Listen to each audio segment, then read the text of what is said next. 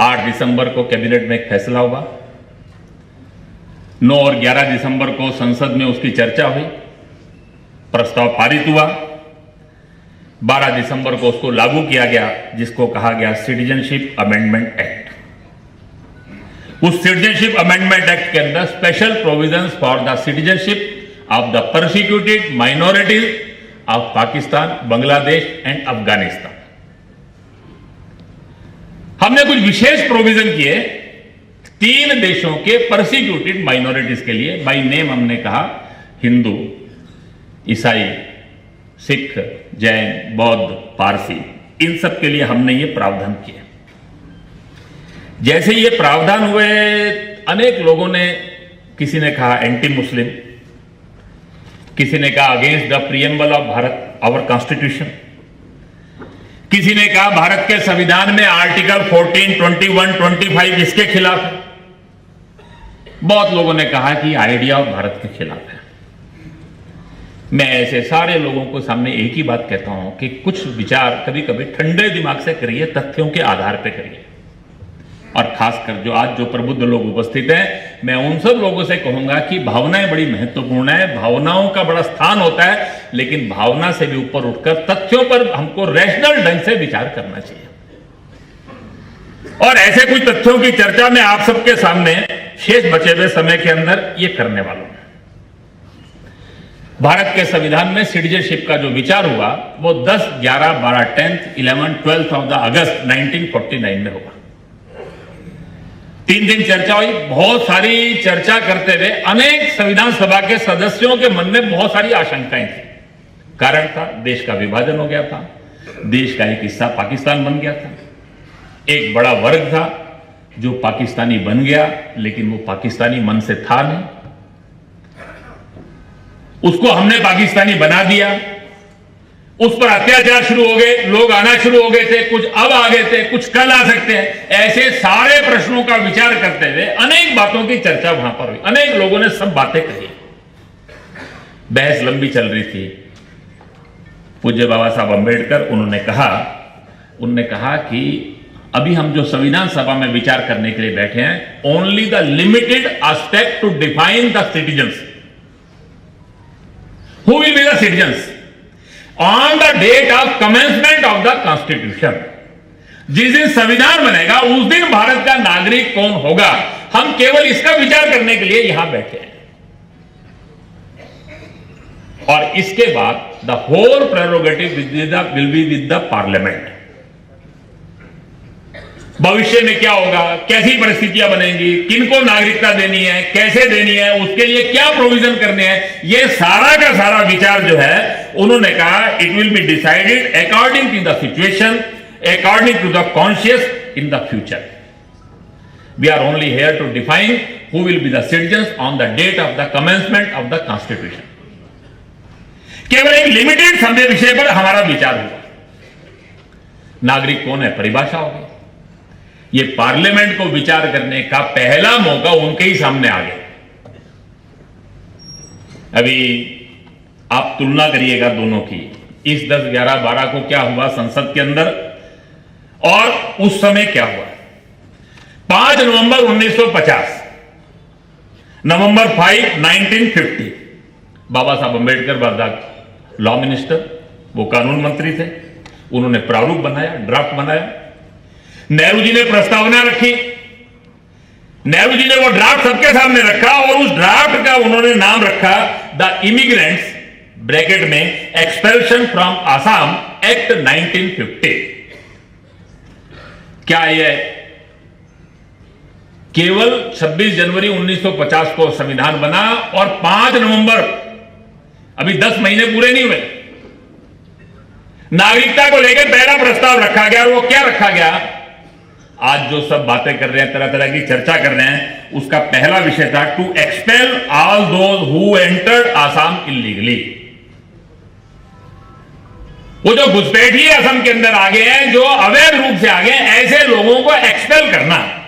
और दूसरी बात, exclude from it those who came India due to civil disturbances. Pakistan Bangladesh की परिस्थितियों के कारण से जो आ गए, उन लोगों को छोड़कर जो अवैध रूप से आ गए उन लोगों को एक्सपेल करना, यह प्रपोजल था।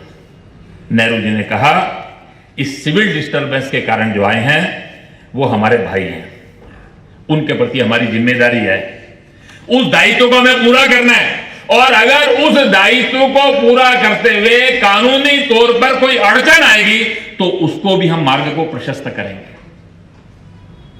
यह उनका भाषण था। 1964 से लेकर 1972 फिर करोड़ों लोग आए, 1 करोड़ से ज्यादा लोग आए। 1971 के अंदर 30 लाख हिंदुओं की हत्या हुई। उस 30 लाख हिंदुओं की हत्या पर बांग्लादेश बना। 1972 के अंदर इंदिरा मुजीब एक्ट हुआ। उसके अंदर जो लोग आ गए थे अब वापिस नहीं जाना चाहते, हम उनको रिहेबिलिटेट करेंगे, यहां पर सेटल करेंगे, we will give the citizenship. ये it was the commitment of Shrimati Indira Gandhi, prime minister. Indira ji ने आश्वासन दिया और 1972 के अंदर ऐसे 1,99,72,000 दैट वाज द नंबर। उस समय ऐसे सब लोगों को भारत में नागरिकता देने का वादा ये हमने किया। कभी कभी ऐसा लगता है कि ऐसा कैसे हो गया। 2003 भारत की संसद में, हमारे संसद के इतिहास में कभी कभी कुछ अभूतपूर्व दिन होते हैं जब सब एक हो जाते हैं। बहुत कम ऐसा होता है। एक तो ऐसा होता है जब अपनी तनख्वाहें बढ़ानी होती है तब एक होते हैं। इसके अलावा बहुत ऐसे रेयर ओकेजन है जब एक होते हैं, और ऐसा ही एक रेयर ओकेजन आया 2003 के अंदर।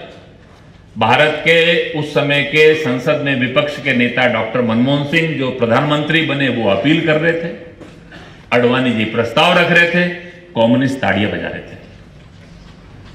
विषय क्या था? पाकिस्तान से आए हुए ऐसे दुर्भाग्यपूर्ण पीड़ित हिंदू जिनको वहां पर अत्याचारों के कारण से छोड़कर आना पड़ रहा है। कितना सरलता का प्रस्ताव रखा गया। राजस्थान, गुजरात ऐसे सीमावर्ती क्षेत्रों के अंदर जिलाधीशों को अधिकार दे दिया गया, डिप्टी कमिश्नरों को अधिकार दे दिया गया कि आप उनको सिटीजनशिप प्रोवाइड कर सकते हैं। बंगाल के आए हुए हिंदुओं के लिए भी प्रस्ताव रखा गया, एकमतता थी, लागू नहीं हुआ। 2003-4 एनडीए का शासन था, 4 में यूपी आ गया, 4 से 2 साल वो एक्सटेंड हुआ, फिर 3 साल तक उसको एक्सटेंशन इसी प्रकार मिलती चली गई। बंगाल के अंदर 28 दिसंबर 2010 सर्वदलीय सभा थी मथुआ समाज की। वहां पर कम्युनिस्ट नेता गौतम देव सीपीएम को बोल रहे थे। उनने कहा हम सर्वसम्मति से प्रस्ताव पारित करें, नागरिकता में संशोधन करें। इस सारा समाज जो बांग्लादेश से है उनको विस्थापितों का पुनर्वास, ये हमारा दायित्व है, ये संकल्प बनना चाहिए। 22 मई 2012 को प्रकाश करात ने राष्ट्रपति को पत्र लिखा, प्रधानमंत्री को पत्र लिखा, इस विषय पर मानवीय दृष्टिकोण से विचार करना चाहिए। सीपीआई का वरिष्ठ सांसद भूपेश गुप्त सबसे ज्यादा इसको लेकर चिंतित थे। 1964, 70, 74 संसद में उनके एक के बढ़कर एक भाषण है, बड़े लंबे लंबे भाषण है इन विषयों के ऊपर। 2012 में असम का कांग्रेस का प्रस्ताव आया, हितेश्वर सेकिया ने प्रस्ताव रखा कि बांग्लादेश से आए हुए ऐसे सारे पीड़ित हिंदुओं को हम नागरिकता प्रदान करेंगे। 1950 to 2014 इस विषय के ऊपर कोई मतभेद नहीं था। एक के बाद एक सब बोल रहे थे। प्रश्न ये आता है कि 2014 के बाद क्या हुआ? वास्तव में ये प्रश्न जो है ये बड़ा महत्व का है, लेकिन 2014 से भी बात करने से पहले एक विषय जो मुझे लगता है जो बात करने का बहुत महत्वपूर्ण है, इस प्रश्न की गंभीरता को समझना चाहिए। इस प्रश्न के साथ किसी को राजनीति करने का अधिकार नहीं है। ये वोट बैंक पॉलिटिक्स, ये किसी के व्यक्तिगत स्वार्थ, उसका विषय नहीं है।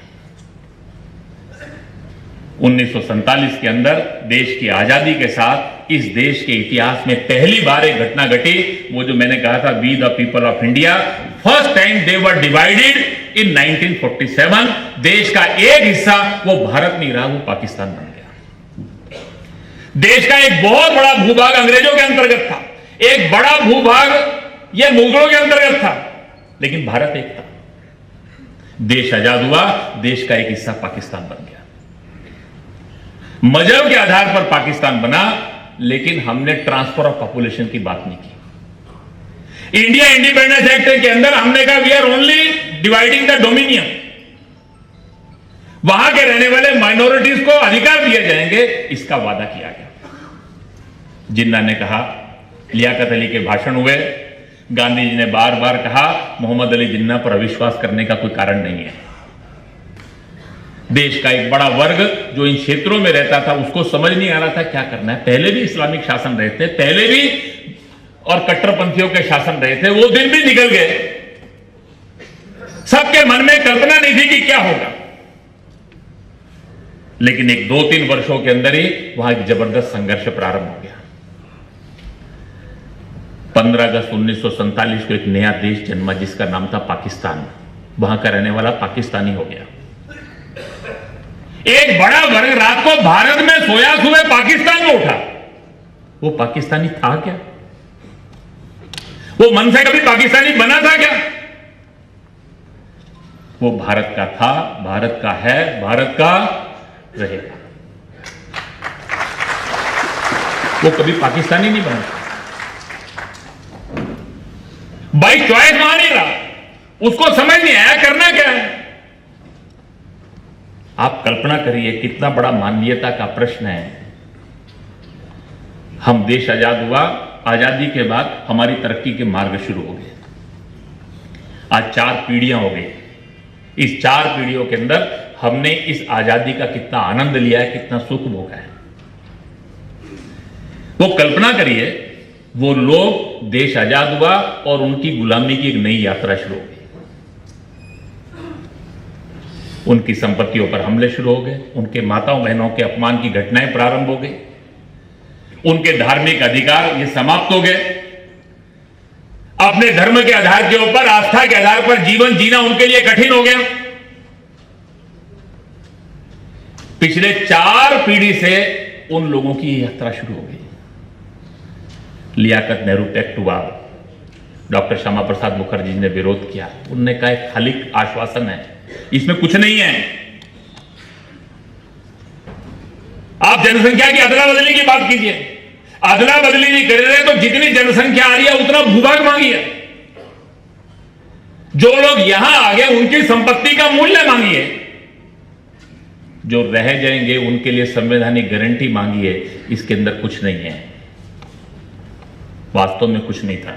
6 महीने बाद योगेंद्र नाथ मंडल, जो पाकिस्तान के पहले लॉ मिनिस्टर थे, ये सब बातें करते वापस आ गए। वो लियाकत नेहरू एक्ट, डॉक्टर श्यामा प्रसाद मुखर्जी, केसी नियोगी, 2 मंत्रिमंडल के सदस्यों ने इस्तीफा दे दिया। थोड़े समय बाद इसी विषय पर वित्त मंत्री जॉन मथाई, उन्होंने इस्तीफा दे दिया। सरदार पटेल बहुत ज्यादा नाराज थे कि आप ऐसा समझौता क्यों कर रहे हैं जिसमें केवल आश्वासनों के अलावा कुछ नहीं है। हमने आश्वासन दिए, उन्होंने आश्वासन दिए। 51 में लियाकत अली खां की हत्या हो गई। पाकिस्तान कैसा बना? ख्वाजा नवाजुद्दीन, उस समय निजाम, ख्वाजा नाजिमुद्दीन जो उसके बाद प्रधानमंत्री बने, जो इसी बंगाल के रहने वाले थे, उनका एक वाक्य मैं बताता हूं, उसमें से हमको उस मानसिकता का समझ में आएगा। उन्होंने एक पुस्तक है रिलीजियस एक्सक्लूजन इन पाकिस्तान, उस रिलीजन एक्सक्लूजन इन पाकिस्तान के लेखक को उन्होंने कहा, I do not agree that religion is a private affair, nor do I agree that in an Islamic state every citizen has identical rights no matter what his caste, creed or faith be। अर्थात हर धर्म, हर जाति, इन सब लोगों को Islamic state में बराबरी के अधिकार नहीं हो सकते। 1956 में पाकिस्तान इस्लामिक राष्ट्र बन गया। जिस बांग्लादेश का जन्म 30 लाख हिंदुओं के बलिदान पर हुआ 1980 में, वो भी इस्लामिक राष्ट्र बन गया। अफगानिस्तान तो इस्लामिक राष्ट्र बन ही गया। वास्तव के अंदर एक बड़ा प्रश्न आकर खड़ा हो गया। जिस दिन देश आजाद हुआ उसी दिन उस क्षेत्र के रहने वाले हिंदुओं का उत्पीड़न, उनका दुर्भाग्य का दिन शुरू हो गया। डॉक्टर श्यामा प्रसाद मुखर्जी पूछा करते थे, ये 5000 साल पुरानी हिंदू संस्कृति, क्या उस क्षेत्र में रहने वाले हिंदू का योगदान कम है क्या? जिस देश की आजादी की लड़ाई हमने लड़ी, 1000 साल हमको लड़ते हो गए, उसमें क्या उस क्षेत्र के लोगों ने बलिदान कम किए क्या?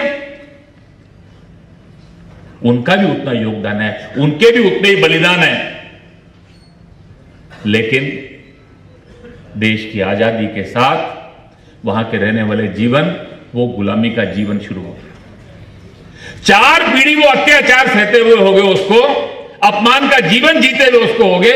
उसके मन में आता है, मेरे दादा के साथ हुआ, मेरे पिता के साथ हुआ, मेरे साथ हो रहा है, कल मेरे बच्चों के साथ ये नहीं होना चाहिए। मेरे मन में भी सम्मान के साथ जीने की इच्छा होती है। अपने बच्चों के लिए क्या क्या व्यक्ति नहीं करता, उस भाव को लेकर अगर कोई भारत में आता है तो क्या हम उसको स्वीकार नहीं करेंगे? It is a constitutional and moral responsibility of Bharat. यह हमारा नैतिक और संवैधानिक दायित्व, हमको एहसान नहीं कर रहे। उस मजहब के आधार पर पाकिस्तान नहीं बनता तो यह प्रश्न खड़ा होने वाला नहीं था। यह प्रश्न खड़ा क्यों हुआ? First time in our history people of India were divided into 2। एक राष्ट्र जिसने अपने आप को कहा मैं भारत नहीं हूं, नहीं तो ये सारा देश हमारे यहां पर हम संकल्प लेते हैं, जल हाथ में लेते हैं, हम क्या बोलते हैं, हम जम्बू द्वीप है, भारतवर्ष है, बंगाल खंड है, पूरा जम्बू द्वीप है, भारतवर्ष की बात करते हैं। लेकिन एक भारतवर्ष नहीं रहा। वहां पे रहने वाले लोगों ने अपनी आइडेंटिटी को बदल दिया। उस सारे को ध्यान में रखते हुए आज जो स्थिति बनी है कि क्या हम उनके बारे में विचार नहीं करेंगे क्या? जो इस समय का वातावरण बना है, उस वातावरण के अंदर कुछ प्रश्न है, जरा खरे खरे प्रश्नों के खरे खरे उत्तर भी देने चाहिए, और उत्तर देते हुए उत्तर नहीं चाहिए, प्रश्न पूछने की जरूरत। 2 दिन पहले इंडियन एक्सप्रेस के अंदर एक आर्टिकल आया है, पिछले संडे को, पी चिदम्बरम साहब का। बड़े वकील हैं, वकील मंच पे बैठे हैं, बुरा मत मानिएगा, मैं माफी मांग कर कहता हूं, वकील का काम सच बोलना नहीं होता। वो तो वकालत करता है और वो उसको अपने मुद्दे की वकालत करनी होती है।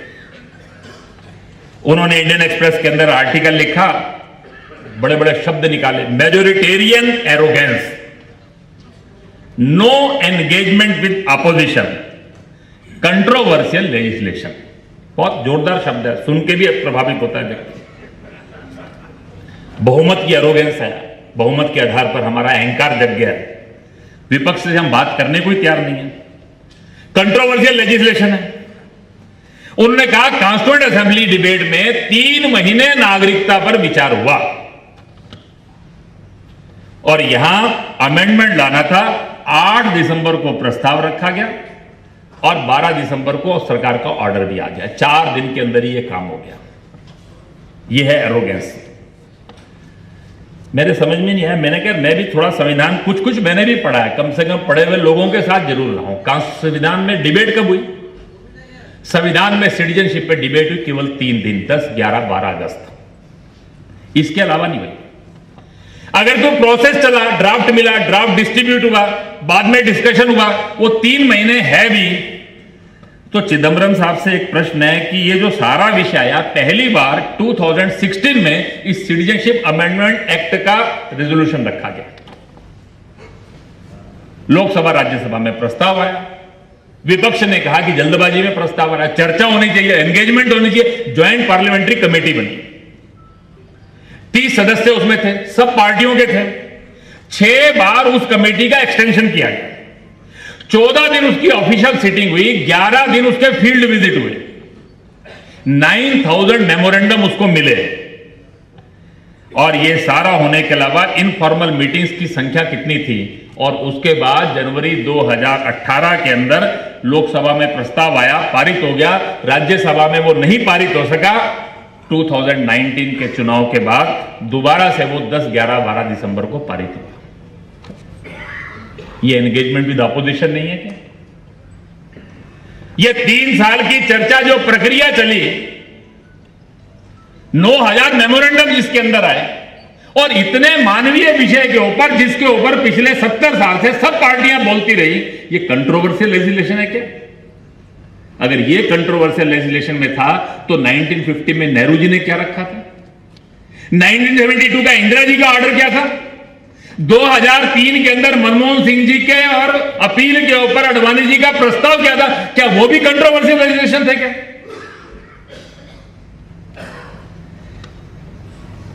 एरोगेंस की बात करते हैं, एरोगेंस की बात करते हुए वो कहते हैं कि इस देश के अंदर एरोगेंस बहुत बढ़ गई है। एरोगेंस बढ़ गई है, ये तो पता नहीं मैं क्या कह सकता हूं, लेकिन जो कांग्रेस का इतिहास जानते हैं, भारत का संविधान जब बन रहा था तो बाबा साहब अंबेडकर ने कहा कि कोर ऑफ द हार्ट, इस संविधान के अंदर अगर कोई चीज है तो that is a fundamental right. उन्होंने कहा जो फंडामेंटल राइट है, ये जो मौलिक अधिकार है, ये मेरे लिए सबसे महत्व की बात है, ऐसा उन्होंने उसके अंदर कहा। नेहरू जी देश के प्रधानमंत्री थे, अपनी आलोचना वो सुन नहीं सकते थे क्योंकि because he was above nation. 1950 में ही बाबा साहब के जीवित होते हुए ही उसी समय के अंदर एक पत्रिका थी मद्रास के अंदर, उसका नाम था क्रॉस रोड्स। उस क्रॉस रोड पत्रिका में रोमेश थापर करके कम्युनिस्ट नेता थे, उसके संपादक थे। उन्होंने नेहरू जी की बड़ी आलोचना की। नेहरू जी नाराज हो गए, राज्य सरकार ने केस किया, गिरफ्तार कर लिया। हाई कोर्ट ने उनको कहा कि फंडामेंटल राइट है एक्सप्रेशन का, ये सब चीजों का। उन्होंने कहा इनको और बरी कर दिया गया। आप हैरान होंगे, भारत के संविधान का पहला संशोधन किस बात पर हुआ? इन 1951 भारत के संविधान का पहला संशोधन हुआ उस फंडामेंटल राइट के अंदर, आर्टिकल 19(1)(a), और वो ने क्या था? Abuse of freedom of speech and expression. और रोमेश थापर को फिर जेल में डाल दिया गया उसके बाद। ये जो एरोगेंस की बात करते हैं, वास्तव के अंदर इन एरोगेंस करने वालों को प्रश्न करना चाहिए कि what is the arrogance of majoritarian. 356 आया, उन्होंने कहा कि एक फेडरल स्ट्रक्चर है, इस फेडरल स्ट्रक्चर के अंदर 356 जैसा लेजिस्लेशन नहीं होना चाहिए। राज्य केंद्र को अधिकार है राज्य को बर्खास्त करने का। डॉक्टर अंबेडकर जी ने कहा, बाबा साहब ने कहा, उनने कहा कि फेडरल स्ट्रक्चर में नहीं चाहिए, लेकिन कल को पता नहीं क्या परिस्थिति बने, देश की एकता के लिए कब जरूरत पड़े, इसके लिए कुछ व्यवस्था रखनी चाहिए। इसलिए हम 356 का प्रोविजन रख रहे हैं, लेकिन हमें विश्वास है कि इसका उपयोग करने का अवसर नहीं आएगा। Hope it will not be. आप सुन के हैरान होंगे, 1990 में सुप्रीम कोर्ट ने एसआर बोमई वर्सेस यूनियन का फैसला, जिसमें चेक एंड बैलेंस उन्होंने किस राज्य सरकार को बर्खास्त करने के लिए क्या क्या जरूरी है प्री कंडीशन, उससे पहले 114 टाइम 356 का उपयोग किया गया। Arrogance of majoritarian organs arrogance का हाल ये था कि इंदिरा जी ने 1966 से 1975 तक 35 बार राज्य सरकारें बर्खास्त की यूजिंग दिस 356।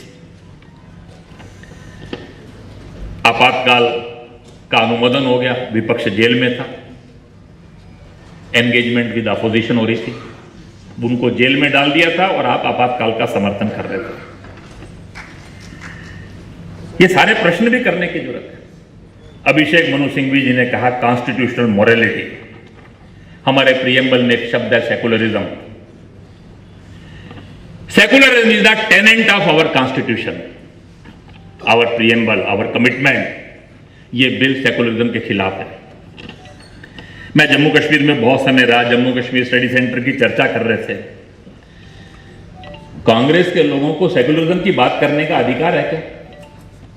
1976 के अंदर पहली बार प्रियम्बल में secularism, unity and integrity of the nation, ये दो बातें जोड़ी गई। विपक्ष जेल में था, आपने 42nd अमेंडमेंट लाया, ये जोड़ दिया, लेकिन जम्मू कश्मीर में यह लागू नहीं हुआ। जम्मू कश्मीर के लिए वहां की सरकार की सहमति चाहिए, सरकार केंद्र ऑर्डर कर सकती थी। कांग्रेस की सरकार थी, हिम्मत नहीं हुई सेकुलरिज्म लागू करने की।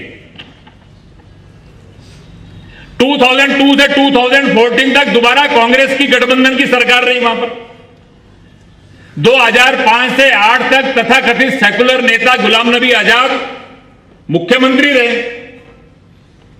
अनेक बार वहां के लोगों ने सेकुलरिज्म का प्रस्ताव रखा कि जम्मू कश्मीर के प्रीएम्बल में भी सेकुलरिज्म जोड़िए, भारत के संविधान का जो सेकुलरिज्म है इसको जम्मू कश्मीर में भी एक्सटेंड कीजिए। माइनॉरिटी कमीशन बन गया, इस माइनॉरिटी कमीशन का ज्यूरिसडिक्शन जम्मू कश्मीर में कीजिए, जम्मू कश्मीर की माइनॉरिटीज को माइनॉरिटीज का हक दीजिए।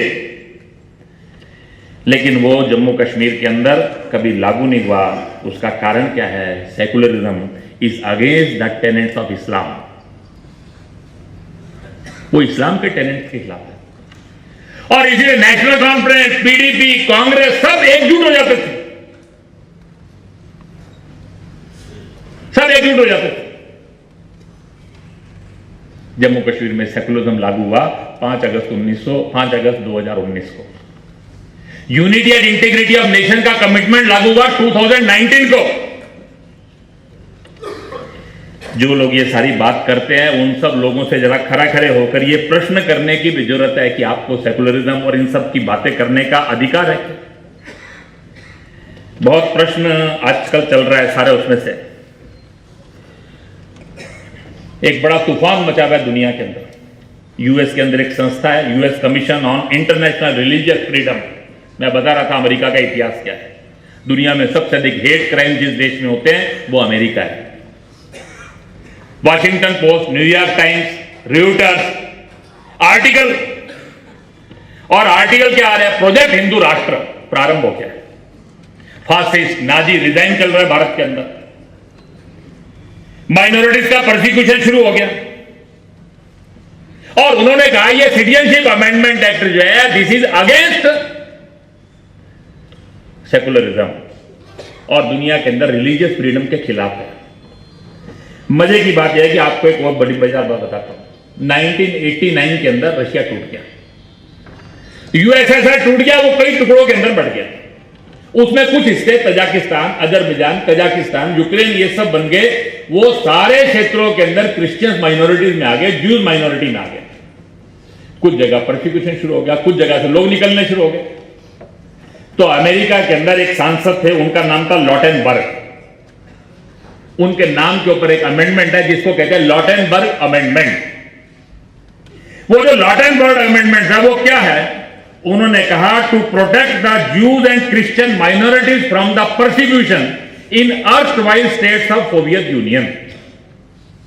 सोवियत यूनियन के आज तक के जो राज्य हैं उनके अंदर रहने वाले ज्यूज और क्रिश्चियन जो माइनॉरिटीज हैं उनको परसिक्यूशन से बचाने के लिए अमेरिका के अंदर उनको शरणार्थी और नागरिकता का अधिकार देने में प्राथमिकता दी जाएगी। Priority will be given to these persecuted minorities of erstwhile states of the Soviet Union by name Jews and Christian। ये 1989 में अमेंडमेंट आया, ये आज तक लगातार चल रहा है। 2006 के अंदर ईरान में भी ऐसे अत्याचार शुरू हो गए, वहां से भी क्रिश्चियन, जूस, बहाई इन सब का प्रोसिक्यूशन होना शुरू हो गया, वो वहां से विस्थापित होना शुरू हो गए। एक नया अमेंडमेंट आया, उसको कहते हैं स्पेक्टर अमेंडमेंट।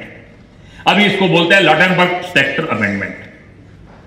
और वो लॉटेनबर्ग स्पेक्टर अमेंडमेंट जो है 2018 में ट्रंप साहब आ गए, 17 में इनको बड़ी चिंता हो गई, ये तो पता नहीं रहने दे, तो एंटी रिफ्यूजीज है, शरणार्थी खिलाफ है। एक बहुत बड़ा अभियान चला वहां के अखबारों में।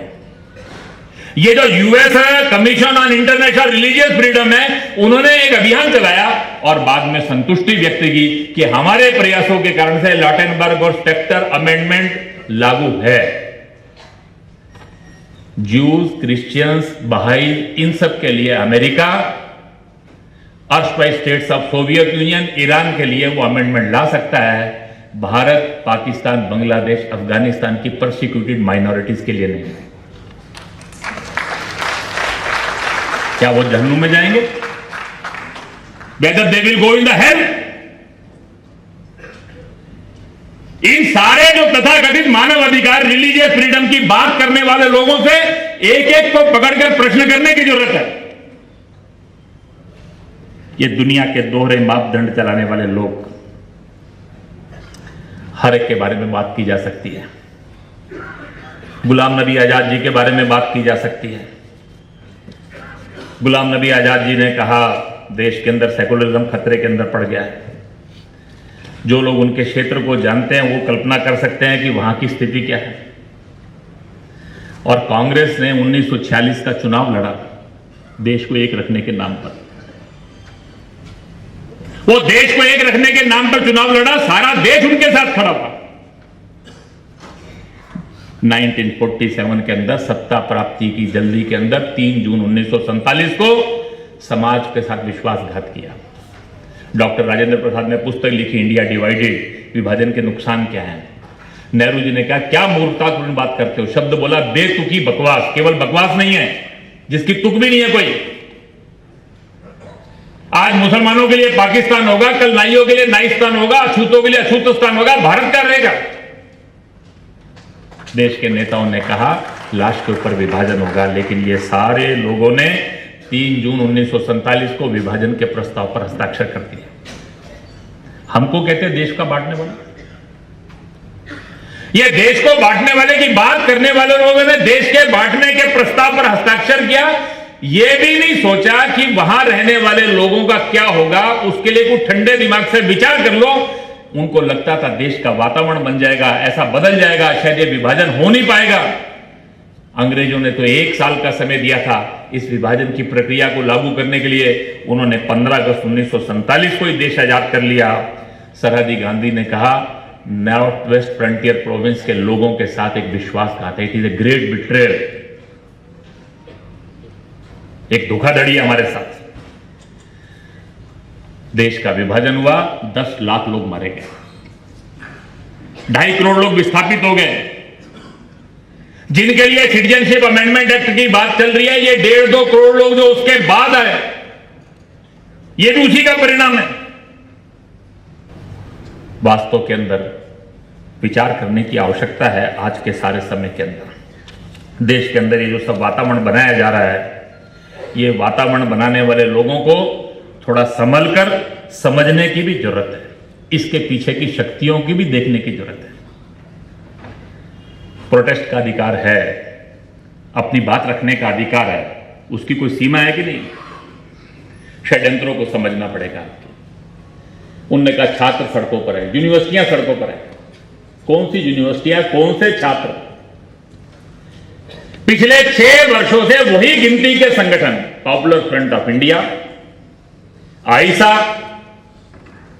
अंबेडकर स्टूडेंट एसोसिएशन, जहां अंबेडकर के अनुयायी नहीं है, नाम पर सामने 1-2 लोग रहते हैं, पीछे पीएफआई है।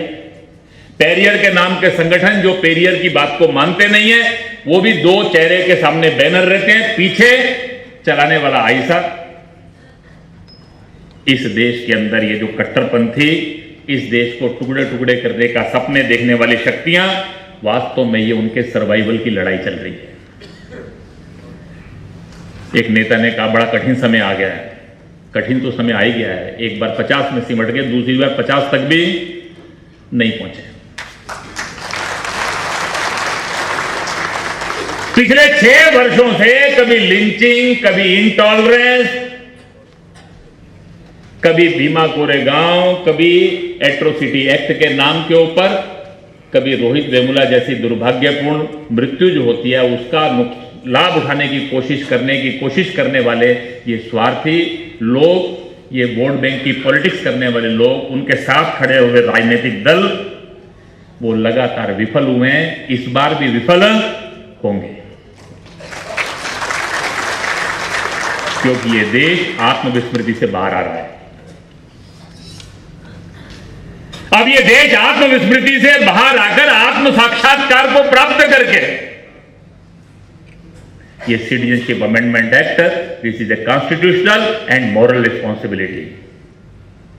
भारत की राष्ट्रीयता, one nation, one people, one संस्कृति। किसी ने कहा वो पाकिस्तान बांग्लादेश से मुसलमान, मैंने कहा कुछ परसिक्यूट होकर आएंगे, कुछ अत्याचार होकर आएंगे, उनके लिए हमारे यहां सिटीजनशिप के प्रोविजंस हैं। उस पर प्रायोरिटी से सोचने की जरूरत नहीं है। और अगर सबके लिए फ्री करना चाहते हो तो फिर विभाजन समाप्त कर दो।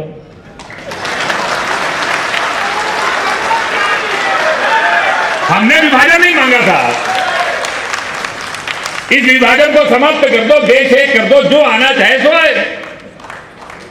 हम तो पहले ही कह रहे वन नेशन वन पीपल।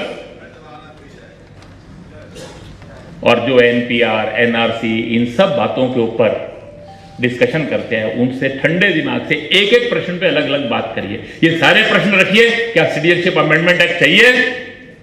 अगर चाहिए तो पहले स्वीकार करो। दूसरी बात, एनआरसी। दुनिया के किस देश में एनआरसी नहीं है? दुनिया के हर देश में एनआरसी का संबंध देश की सुरक्षा के साथ है। First commitment of making NRC that was made in our parliament by first prime minister Pandit Jawaharlal Nehru in 1950।